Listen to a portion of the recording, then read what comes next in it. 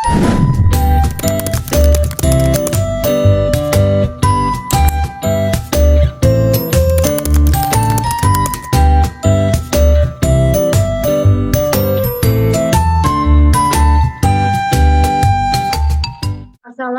warahmatullahi wabarakatuh. Perkenalkan, nama saya Zinta Ayu Veronica dengan NIM 220803102070.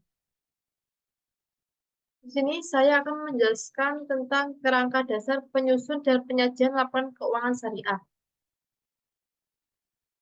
Langsung saja di pengertian dari kerangka dasar.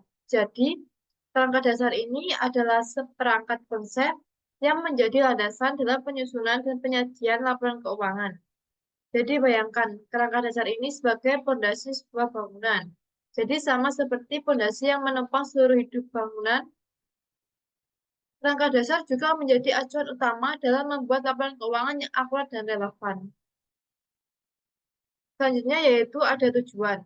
Tujuan yang pertama yaitu sebagai acuan bagi penyusunan standar akuntansi keuangan syariah. Yang kedua sebagai acuan pelaporan keuangan untuk mengulangi masalah akuntansi syariah yang belum diatur dalam SKA syariah.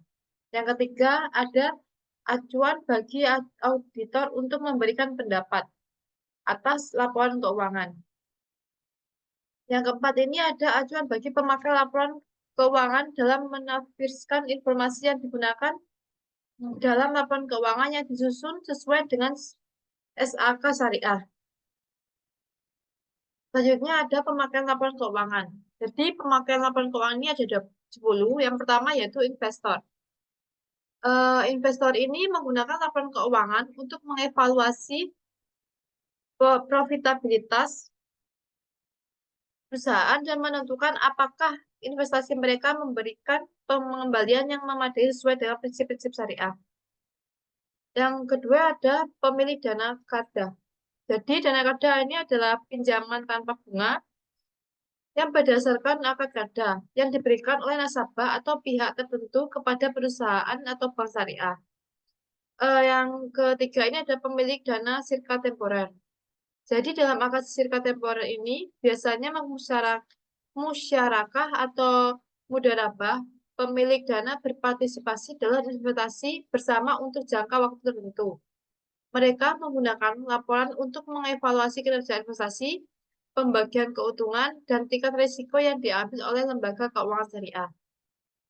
Yang keempat ada pemilik dana titipan. Jadi pemilik dana titipan ini melihat laporan keuangan untuk memastikan keamanan aset mereka serta memantau transparansi pengelolaan dana yang sesuai dengan prinsip syariah. Yang kelima ini ada pembayaran dan penerimaan zakat, infak, dan sedekah. Jadi laporan keuangan digunakan untuk memantau penerimaan pengelolaan dan penyaluran zakat infak dan sedekah secara transparan. Yang keenam ada pengawasan syariah karyawan. Jadi Dewan Pengawas Syariah atau DPS ini menggunakan laporan keuangan untuk memastikan bahwa kegiatan bisnis perusahaan sesuai dengan prinsip-prinsip syariah. Yang ketujuh ini ada pemasok adalah mitra lainnya. Jadi pemasok dan mitra usaha menggunakan laporan keuangan untuk mengevaluasi kemampuan perusahaan dalam memenuhi kewajiban keuangan mereka seperti pembayaran kepada pemasok. Yang kedelapan ini ada pelanggan. Pelanggan ini terutama mereka yang menaruh dana di lembaga keuangan syariah atau berinteraksi melalui transaksi syariah menggunakan laporan keuangan untuk menilai kepercayaan mereka terhadap perusahaan. Yang ke-9 ini ada pemerintah. Jadi pemerintah ini menggunakan laporan keuangan untuk memantau kepatuhan pajak, regulasi keuangan, dan kepatuhan lembaga terhadap aturan yang berlaku, termasuk juga aturan keuangan syariah. Dan terakhir ini ada masyarakat. Masyarakat luas, termasuk kelompok sosial dan non-profit, ini menggunakan laporan keuangan untuk menilai kontribusi lembaga keuangan, terus menerima kontribusi lembaga keuangan syariah terhadap kesejahteraan sosial. Selanjutnya ada paradigma transaksi syariah. Jadi paradigma transaksi syariah ini berlandasan alam semesta yang diciptakan oleh yang diciptakan oleh Tuhan sebagai amanah atau kepercayaan ilahi dan sarana kebahagiaan hidup bagi seluruh umat manusia untuk mencapai kesejahteraan hakiki secara material dan spiritual atau al-falah. Jadi substansi dari paradigma ini, setiap aktivitas umat manusia memiliki akuntabilitas dan nilai ilahi yang menempatkan perangkat syariah dan akhlak sebagai parameter baik dan buruk, benar dan salah aktivitas manusia. Selanjutnya ini ada asas transaksi syariah. Yang pertama yaitu persaudaraan atau ukhuwah. Jadi ini sama-sama memperoleh manfaat yang didasarkan pada prinsip saling mengenal atau biasa yang disebut dengan ta'aruf. Terus saling memahami ini biasa disebut dengan tahafum, saling menolong ta'awun, saling menjamin ini takaful, saling bersinergi dan saling beraliansi ini tahaluf. Yang kedua, ada keadilan. Jadi keadilan ini adalah aturan muamalah yang melanggar padanya. Ini kayak seperti riba, kezaliman, mansir atau judi, garar atau ketidakjelasan, terus manipulasi dan eksploitasi informasi. Yang ketiga ada haram yang dilarang dalam Al-Quran dan As-Sunnah. Yang keempat ini ada kemaslahatan atau masalah. Yang kelima ada keseimbangan atau tawazun. Yang keenam ini ada universalisme atau syumuliyah. Baik, selanjutnya ini ada karakteristik transaksi syariah. Jadi ada 12. Yang pertama ini transaksi hanya dilakukan berdasarkan prinsip saling paham dan saling ridho. Yang kedua, prinsip kebebasan bertransaksi diakui sepanjang objeknya halal dan baik atau dan baik.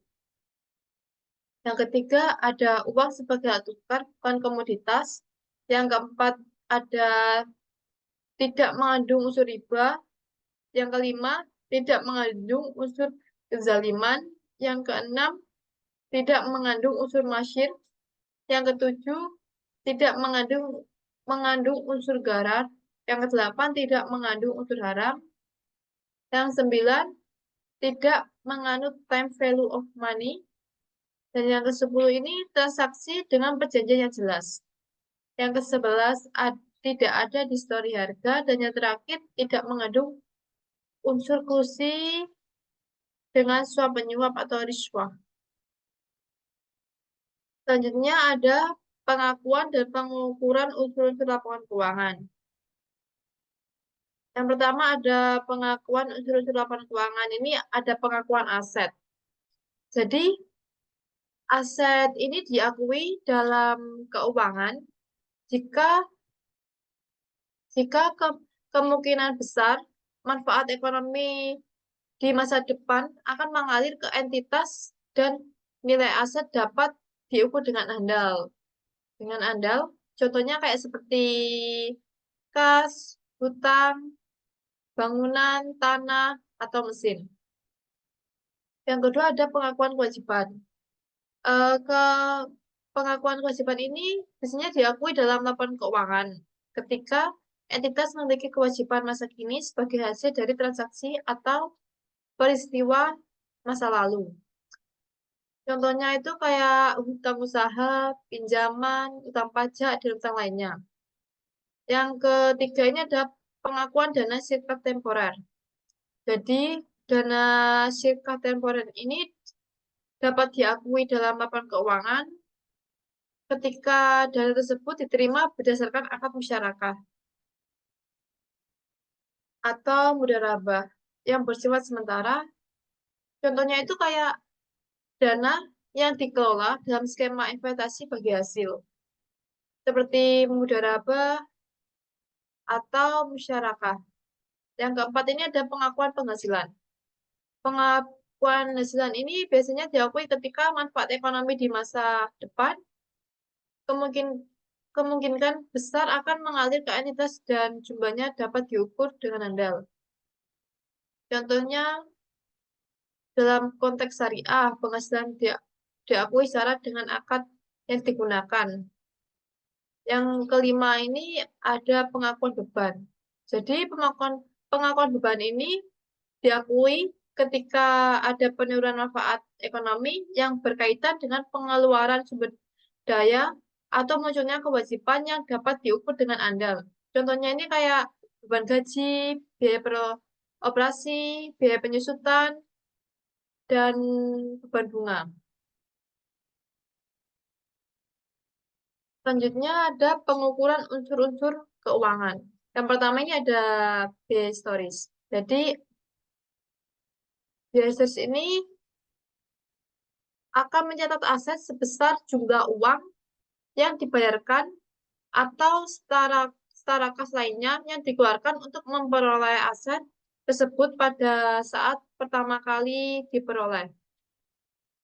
Sementara kewajiban yang dicatat sebesar nilai nominal dari kewajiban yang diakui pada saat kewajiban timbul. Yang kedua ini ada biaya kini. Jadi biaya kini ini seperti jumlah kas atau setara kas yang harus dibayarkan jika aset yang sama atau setara diperoleh pada saat ini. Dalam konteks kewajiban, biaya kini adalah jumlah yang dibutuhkan untuk menyelesaikan kewajiban pada saat ini. Yang terakhir ini ada nilai realisasi. Jadi, nilai realisasi ini kayak jumlah bersih yang diharapkan dapat direalisasikan dari penjualan suatu aset setelah dikurangi biaya penjualan atau pengeluaran lain yang diperlukan untuk menjual aset tersebut.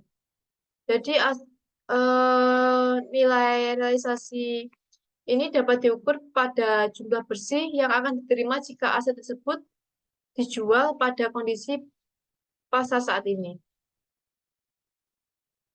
Selanjutnya ini ada contoh laporan keuangan dari Bank Syariah Indonesia pada bulan Agustus 2024. Yang pertama ini ada kas dengan nilai Rp4.708.079.000. Terus ada penempatan pada Bank Indonesia senilai Rp26.184.224.000. Terus ada penempatan pada bank lain ini senilai Rp3.400.267. Terus ada tagihan spot dan forward ini pada bulan Agustus tidak ada. Terus surat berharga yang dimiliki senilai Rp60.308.637.000. Terus tagihan atau surat berharga ini pada bulan Agustus tidak ada. Tagihan ekspektasi ini senilai Rp133.587.000.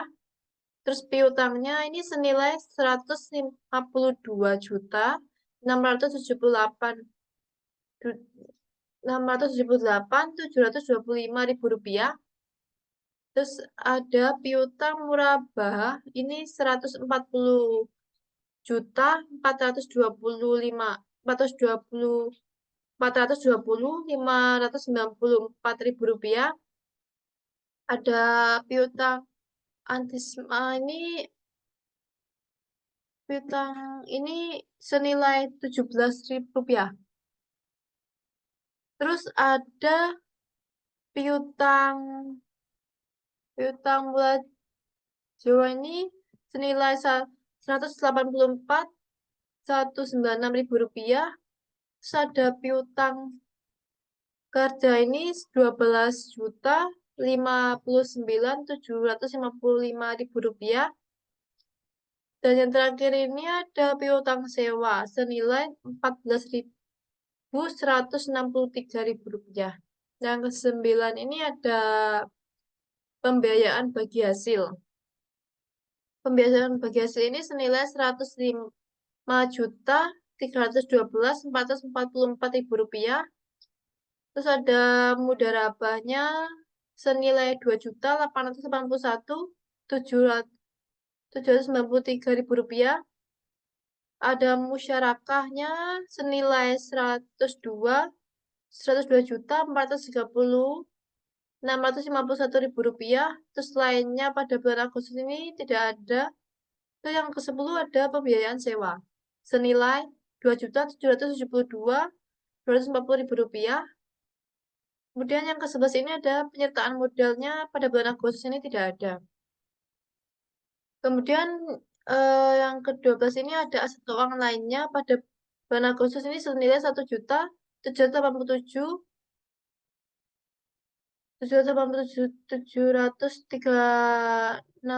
rupiah. Terus yang ke-13 ini ada cadangan kerugian penurunan nilai aset keuangan senilai 8 senilai 10.112.124.000 rupiah. Kemudian yang ke-14 ini ada sahamnya pada bulan Agustus tidak ada. Asetnya dalam penyelesaian ini pada bulan Agustus juga tidak ada. Kemudian termin ini in termin ini juga tidak ada. Persediaannya senilai Rp3.396. Kemudian aset tidak terwujudnya ada Rp751.263. Yang ke-18 ini ada aset tetap dan investariat, ini senilai Rp5.194.610.000. Kemudian ada aset non produktifnya ini senilai Rp9.403.000.